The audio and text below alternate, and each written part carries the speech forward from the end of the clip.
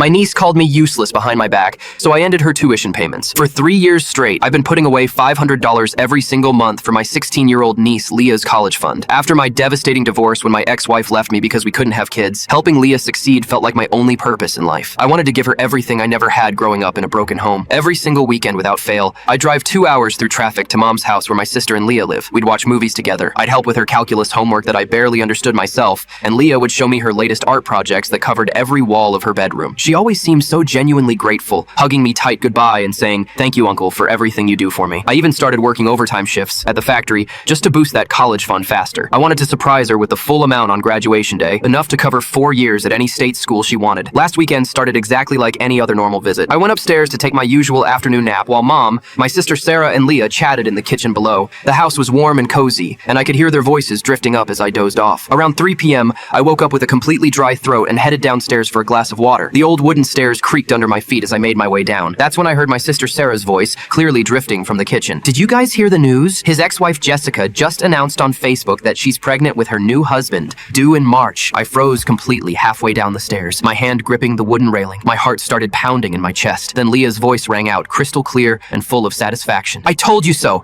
I told you so. I always knew Uncle was the one with the fertility problem, but I was too scared to say anything because of his fragile male ego and how sensitive he gets." My entire world stopped spinning. This was my sweet, innocent niece talking about me like I was some kind of defective person, but she wasn't even close to finished. Honestly, his ex-wife Jessica was so incredibly smart to divorce him before it was too late. I mean, seriously, who wants to stay married to a broken man who can't even give you the basic thing every woman wants? Children? She totally dodged a massive bullet there. The absolute worst part? My mom and sister Sarah were actually laughing. Not just polite chuckles, but genuine belly laughs at my deepest pain and trauma. My mom chimed in, "You're probably right, honey. Some men just aren't built for family life." I stood there in complete and utter shock, my legs feeling like jelly, listening to the 3 most important women in my entire life casually mock the worst trauma I'd ever experienced. The infertility wasn't even definitively my fault. Doctors said it was unexplained. Could have been either of us. But my ex-wife Jessica blamed me anyway and walked away. I quietly crept back upstairs on shaking legs, grabbed my overnight duffel bag, and shoved everything inside with trembling hands. I could still hear them talking and laughing downstairs as I packed, making more jokes about broken men and smart women who know when to cut their losses. I snuck out through the back door like a thief in my own family's house and drove the 2 hours home in complete silence. No goodbye, no explanation, nothing. Just gone. That night around 11:30 p.m., I sent my sister Sarah a simple but clear text message. "I heard absolutely everything Leah said about me today. Every single word. The college fund is officially over effective immediately. Please don't contact me again." Within literally 5 minutes, my phone started exploding with calls and texts. "She's just a confused kid," Mom wrote. "You're being way too sensitive about this." I walked into the bank and transferred every single penny into my own personal savings account, then blocked all their phone numbers and deleted them from social media.